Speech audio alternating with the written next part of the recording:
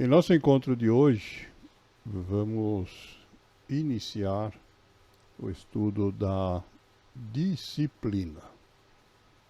A disciplina é um conceito difícil de definir com precisão, cada um tem uma ideia diferente do que significa disciplina, e é por isso que nós vamos aqui gastar alguns minutos explicando.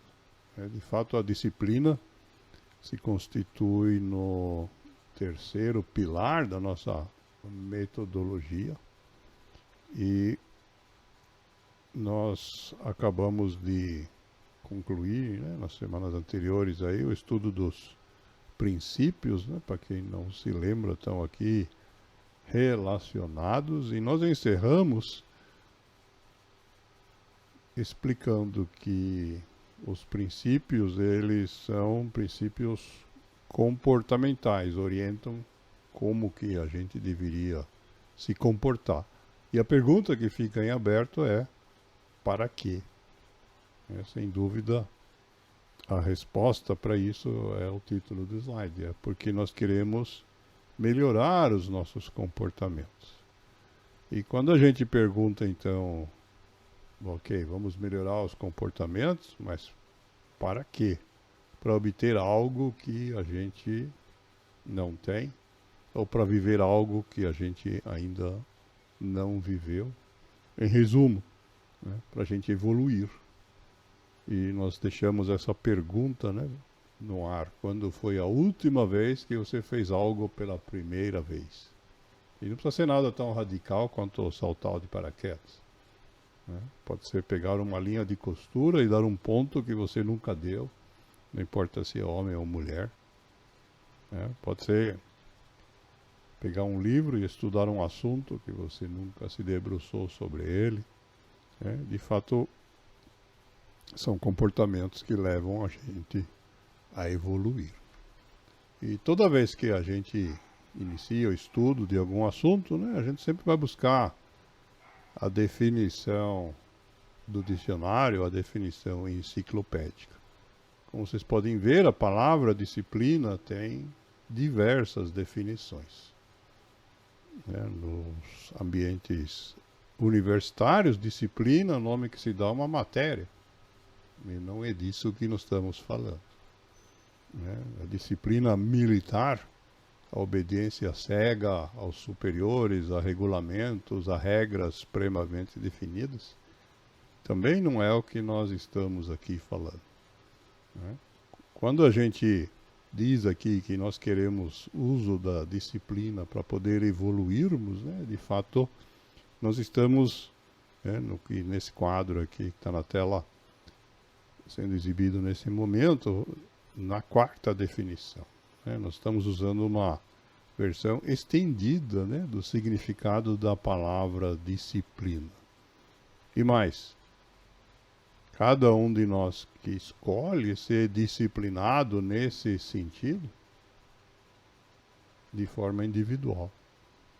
Quando eu escolho fazer algo que eu nunca fiz antes, porque isso vai me permitir obter algo que eu não tinha, não importa se é um conhecimento, um bem, um serviço, seja lá o que for, é uma escolha individual e que não depende de mais ninguém. Então, esse sentido ampliado, na verdade, conforme o dicionário de disciplina, que é traduzido aqui como um comportamento determinado. Nós temos que ter resiliência nesse processo e temos que ser constantes. Segundo o dicionário, a constância faz parte dessa característica. Por quê? Bom, por uma razão muito simples, porque um único comportamento muito provavelmente vai fazer alguma mudança em nossa vida, se for bem escolhido, mas ele certamente não é a única coisa que a gente quer mudar na nossa vida. Provavelmente essa primeira coisa que você escolher também não vai te levar aonde você quer chegar na sua vida. Então você vai ter que escolher outras. Isto é, vai ter que repetir esse processo com determinação e constância, para usar a expressão do dicionário.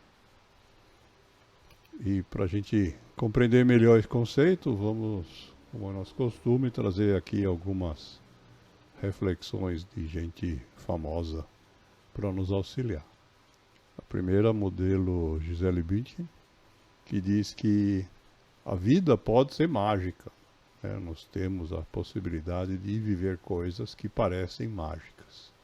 Mas, diz ela, viver bem exige esforço, foco, paciência, compaixão, determinação e disciplina. Ninguém chegou onde ela chegou sem esforço, sem paciência, sem compaixão por quem ficou no caminho, sem determinação e sem disciplina.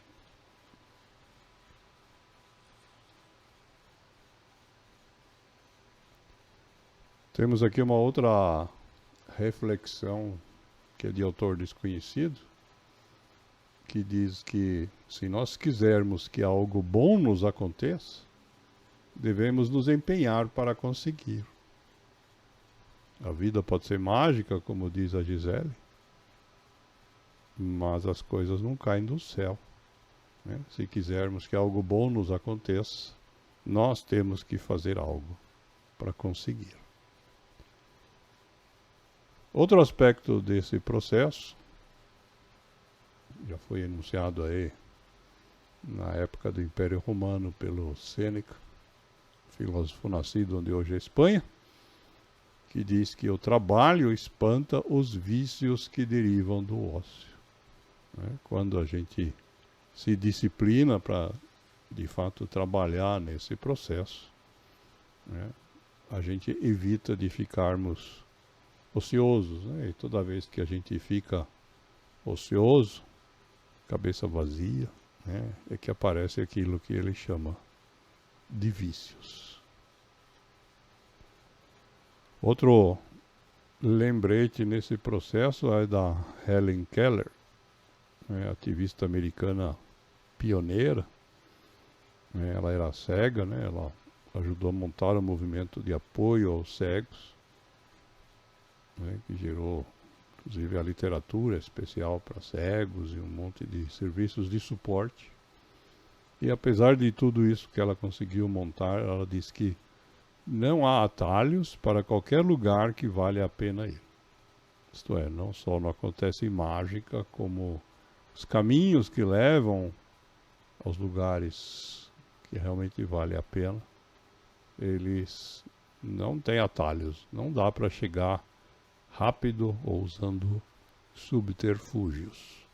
É um processo que exige, como já dissemos, paciência. E aí uma das coisas que as pessoas reclamam, é de um negócio chamado motivação. A motivação, diz o Zig Ziglar, não dura. A maioria das pessoas afirmam que a motivação para começar alguma coisa desse tipo acaba logo. E ele faz analogia com o banho. Esse efeito do banho também não dura. Então, da mesma forma como nós tomamos banho regularmente, recomenda-se tomar banho diariamente, também temos que diariamente nos motivar, termos a resiliência e a constância para continuar nesse processo.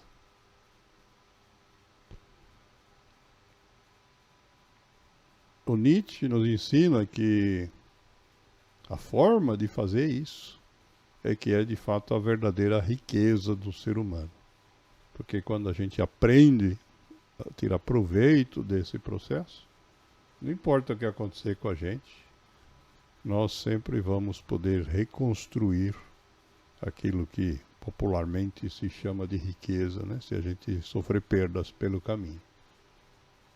A verdadeira riqueza é o método, é como conseguir as coisas. E nesse processo, no caminho de conseguir as coisas, então, esse conceito de disciplina implica necessariamente em mudanças. Se a gente ficar exatamente como estamos, né, sem mudanças, na inércia, né, nós não vamos conseguir progredir. O George Bernard Shaw diz que é impossível progredir sem mudanças. Isso é razoavelmente óbvio para qualquer um que esteja disposto a raciocinar. Mas, diz ele, aqueles que não mudam suas mentes não podem mudar nada. Isto é, para que a gente possa, de fato, operacionalizar essas mudanças, ele nos alerta que é necessário mudarmos as nossas mentes. É necessário mudar a nossa forma de pensar a respeito das questões onde nós queremos nos desenvolver, nos aperfeiçoar. E isso pode ser um processo, como diz o psicólogo americano George Cole Reiser, doloroso. Porque abandonar aquilo que a gente está acostumado, para muitas, se não para a maioria das pessoas, é doloroso. Existe até um conceito na psicologia chamado de apego. Mas o que ele nos ensina é que a resistência à mudança, ela não é, na verdade, aquilo que as pessoas temem. Se nós pudéssemos mudar sem sentir dor, todos topariam, né?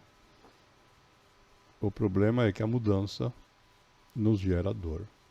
O lugar que a gente quer chegar, que nós desejamos, é melhor do que onde nós estamos. Mas para chegar lá, precisamos passar pelo deixar de lado coisas que já não nos servem. E isso, em geral, é doloroso.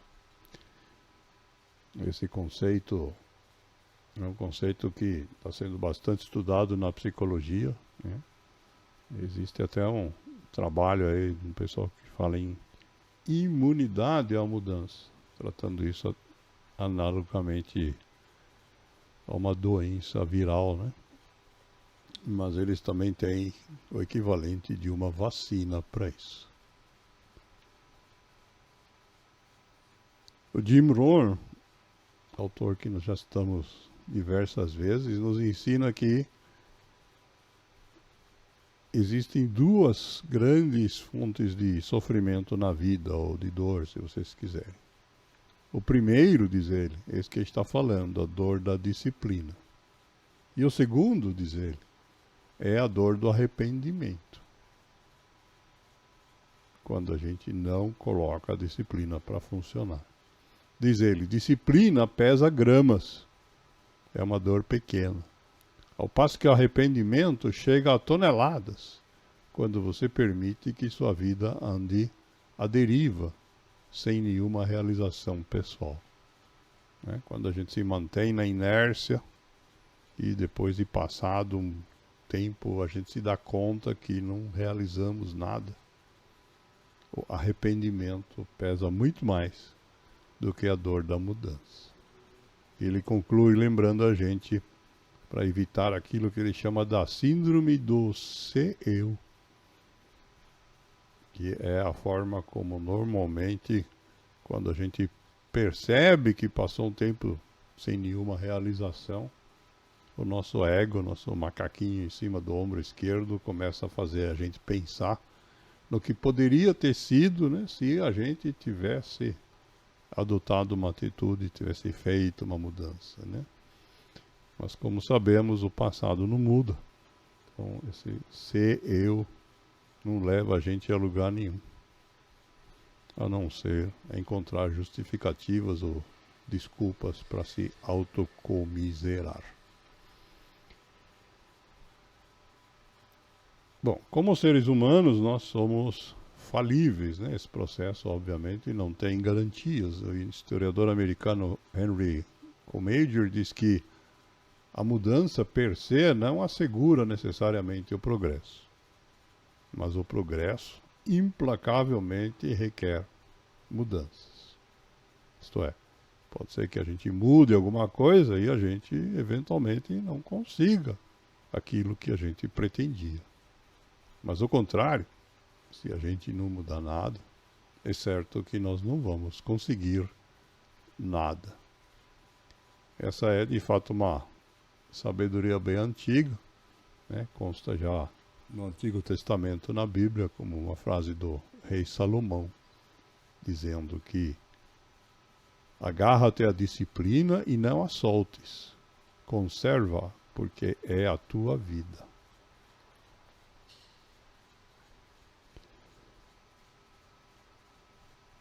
Do outro lado, voltando aqui para pensadores da atualidade, temos uma frase da educadora sul-africana, a dona Macalo, que nos lembra que esse processo também não é para a gente exagerar no sentido, como diz ela, de que temos que trabalhar ou nos moermos constantemente para ter sucesso, né? Nós precisamos abraçar, diz ela, o conceito de que repouso, descanso, recuperação e reflexão são partes essenciais desse processo.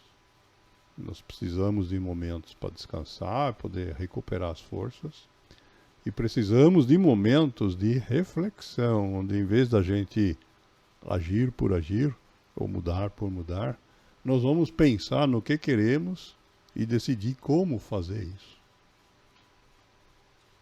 É assim, diz ela, que nós poderemos ir em direção a uma vida bem-sucedida e de final feliz.